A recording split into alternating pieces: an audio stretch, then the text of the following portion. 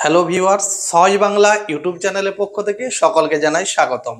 আজকে আমরা দ্বিতীয় শ্রেণীতে শব্দ এবং বাক্যের উপর কিভাবে ধারণা দেওয়া যায় সেই বিষয় নিয়ে একটা ডেমো টিচিং দিয়ে আপনাদের আমি দেখাচ্ছি।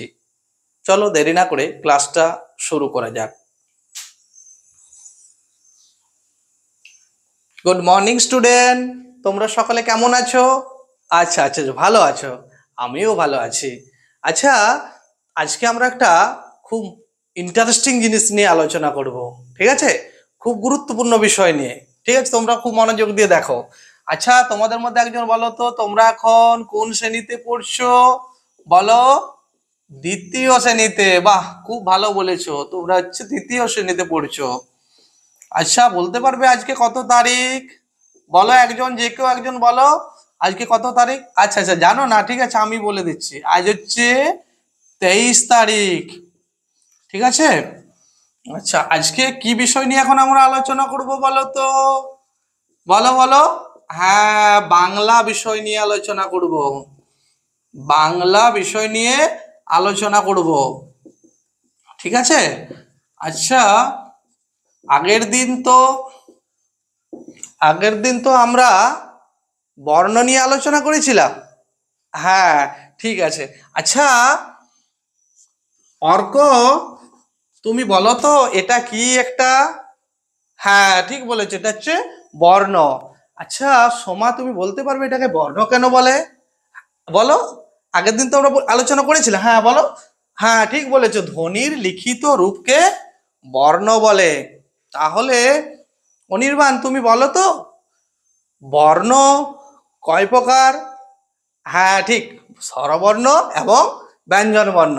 তাহলে অর্ণব, তুমি বলো তাহলে স্বরবর্ণ কটা আছে? বলো। অ, আ, হস্যই, দীর্ঘই, এরকম করে স্বরবর্ণ কটা আছে বলো তো? হ্যাঁ ঠিক বলেছে, 11টা। আর ব্যঞ্জন বর্ণ কটা আছে বলো তো? অঙ্কিত, তুমি বলো ব্যঞ্জন বর্ণ কটা আছে? হ্যাঁ, 39টাই, ক থেকে চন্দ্রবিন্দু পর্যন্ত।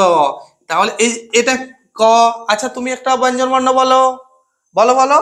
হ্যাঁ, খ, ঠিক। গ, এরকম ভাবে কিন্তু 39টা ব্যঞ্জন বর্ণ আছে। কটি ব্যঞ্জন বর্ণ বললাম? 39টা। আচ্ছা, আমি একটা ছবি আঁকছি, দেখো তো এটা কিসের ছবি? আচ্ছা, তোমরা তো খুব ভালো ছবি আঁকো, তাই তো? আচ্ছা, এটা দেখো ছবিটা, এটা কিসের ছবি? আচ্ছা বলবে এটা কিসের ছবি আঁকছি? এটা কিসের ছবি বলো তো? আচ্ছা, এটা কিসের ছবি আঁকছি? তোমরা কিন্তু খুব সুন্দর ছবি আঁকতে পারো। রিক, তুমি বলো এটা কিসের ছবি? হ্যাঁ, খুব ভালো বলেছো। আচ্ছা, ইটের ছবি, তাই তো? আচ্ছা, ঠিক ঠিক। আচ্ছা, আমি হস্যইটা লিখলাম, এটা কি একটা বর্ণ? আর তার পাশে আর কি লিখলাম? এটা ট লিখলাম। তাহলে হস্যই আর ট কি হয়? ইট হয়, ঠিক বলেছো। আচ্ছা অর্পিতা, তুমি বলতে পারবে এই হস্যের এটা কি বর্ণ? বলো। হ্যাঁ, স্বরবর্ণ, ঠিক। আর এই টটাকে কি বর্ণ? এটা, হ্যাঁ ঠিক, এটা হচ্ছে ব্যঞ্জন বর্ণ। আচ্ছা, তুমি বসো। আচ্ছা, আরেকজন বলো তো, কে বলবে? অভিষেক, আচ্ছা ঠিক আছে, অভিষেক তুমি বলো। তাহলে দুটো, একটি স্বরবর্ণ আর একটি ব্যঞ্জন বর্ণ পাশাপাশি বসে একটা কি করেছে? অর্থ প্রকাশ করেছে। ইট, ইট মানে কি? ইট দিয়ে কি করা হয়? বাড়ি তৈরি করা হয়, ঠিক বলেছো। আচ্ছা, তাহলে সোনালি, তুমি বলো তো এটা কি লিখলাম আমি?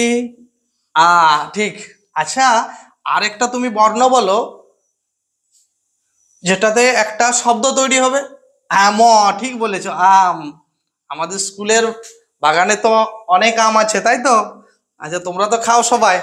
আচ্ছা, ঠিক আছে। তাহলে আম ও আম পাশাপাশি কি হয়েছে? একটা স্বরবর্ণ আর একটা ব্যঞ্জন বর্ণ বসে একটা অর্থ প্রকাশ করছে। কিন্তু আমরা যদি একটা বর্ণ লিখলাম, এর পাশে আর একটা বর্ণ আটা লিখে দিলাম, ম আর আ লিখে দিলাম, তাহলে এটা কি আমরা শব্দ বলবো? না, কেন বলবো না বলো তো? আচ্ছা জানো না, আমি বলে দিচ্ছি। দেখো এই ম আর আ পাশাপাশি বর্ণগুলো বসেছে ঠিকই, কিন্তু এটার কোনো অর্থ নেই, তাহলে এটাকে আমরা কিন্তু শব্দ বলবো না। কিন্তু আম ও আমটাকে আমরা কি বলবো? শব্দ বলবো। তাহলে এতক্ষণ আমরা কি নিয়ে আলোচনা করলাম? শব্দ নিয়ে। আমি বলেছিলাম আমরা আজকে একটা গুরুত্বপূর্ণ বিষয় নিয়ে আলোচনা করব। তাহলে আজকে কি নিয়ে আলোচনা করলাম? শব্দ। আচ্ছা ঠিক আছে, আর একটা এরপর আমি আর একটা অন্য বিষয় নিয়ে আলোচনা করছি।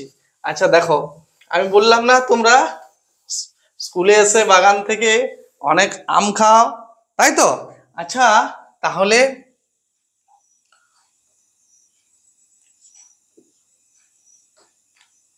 আচ্ছা সোমা, তাহলে আমি একটা লিখছি, একটু সোমা একটা কি লিখলাম বলো তো? সোমা পাশাপাশি দুটো বর্ণ পাশাপাশি লিখেছি, তাহলে পাশাপাশি দুটো বর্ণ বা দন্তস্ব ও ম আর আ চারটা বর্ণ, এখানে ও ওকার আকারও লিখেছি। সোমা আম খায়, তাই তো? এখানে দেখো পাশাপাশি এগুলোকে আমরা একটা একটা কি বলবো বলো তো? শব্দ বলছি। এগুলোকে আমরা একটা একটা কি বলছি? শব্দ। এগুলোকে আমরা শব্দ বলছি। তাহলে দেখো এই শব্দগুলো পাশাপাশি বসে একটা কি করেছে? ভাব প্রকাশ করছে। সোমা আম খায়, এখানে কে আম খাচ্ছে? না, সোমা আম খায়, বা একটা অর্থ আছে। তাহলে এই যে এতগুলো শব্দ পাশাপাশি বসে একটা অর্থ প্রকাশ করছে, এটাকে আমরা কি বলবো? এটাকে আমরা কি বলবো? বলো বলো। এটাকে আমরা কিন্তু বলবো বাক্য। এটাকে আমরা কি বলি? বাক্য। তাহলে আজকে আমরা কি কি নিয়ে আলোচনা করছি? শব্দ ও বাক্য, এই দুটো বিষয় নিয়ে কিন্তু আলোচনা করছি। আমরা এই সোমা আম খায়, এটাকে আমরা কি বলতে পারি? এটাকেও বাক্য বলছি, কারণ এটা একটা মনের ভাব প্রকাশ পাচ্ছে। তাহলে আমরা বাক্য কাকে বলবো? না, কতকগুলি কতকগুলি শব্দ বা শব্দ, তোমরা খাতায় লিখে নাও সবাই। শব্দ পাশাপাশি শব্দ পাশাপাশি বসে যখন মনের ভাব মনের ভাব প্রকাশ করে, তাকে বাক্য বলে। কিন্তু আমি যদি বলতাম সোমা আম পড়ে, তাহলে কি এটা মনের ভাব প্রকাশ করতো? আমরা যদি বলতাম সোমা আম খায়ের জায়গায় লিখে দিলাম পড়ে, কি লিখে, খায়ের জায়গায় লিখে দিলাম পড়ে, তাহলে এটা কি বাক্য? না, এটা কিন্তু বাক্য নয়, কারণ এটা মনের ভাব প্রকাশ করছে না। এটা কিন্তু আমরা বাক্য বলবো না। তাহলে আজকের পাঠ থেকে আমরা কি কি বিষয় শিখলাম বলো তো? শব্দ কাকে বলে, মানে কতকগুলো শব্দ কাকে বলে? আচ্ছা সোমা তুমি বলো, শব্দ কাকে বলে? বলো। হ্যাঁ ঠিক বলেছো, কতকগুলো বর্ণ পাশাপাশি বসলে তাকে আমরা বলছি শব্দ, যার মধ্যে কি থাকবে? একটা অর্থ থাকবে। আর বাক্য, আচ্ছা অনির্বাণ তুমি একটা বাক্যের উদাহরণ বলো তো। আমি বই পড়ি, খুব ভালো বলেছো, আমি বই পড়ি, এটাকে আমরা কি বাক্য বলতে পারি। তাহলে আজকের ক্লাসটা এই পর্যন্ত। পরের স্যার আসবেন, উনি পরের ক্লাসটা নিবে, তোমরা গোলমাল করো না, ততক্ষণ বসে থাকো। আপনি সংক্ষিপ্তভাবে এইভাবে শব্দ এবং বাক্যের ক্লাসটা নিতে পারেন, বা অন্যভাবেও নেওয়া যেতে পারে। তো সবচেয়ে একটা বিষয় খেয়াল রাখতে হবে, ডেমো টিচিং এর জন্য আপনি কিন্তু খুব বেশি সময় পাবেন না, তার মধ্যেই কিন্তু আপনাকে বিষয়টাকে আলোচনা করতে হবে। যদি এই ক্লাসটা আপনাদের ভালো লেগে থাকে তাহলে অবশ্যই লাইক কমেন্ট সাবস্ক্রাইব করবেন, এবং কি ধরনের ভিডিও চাও তোমরা অবশ্যই উল্লেখ করবে। ধন্যবাদ।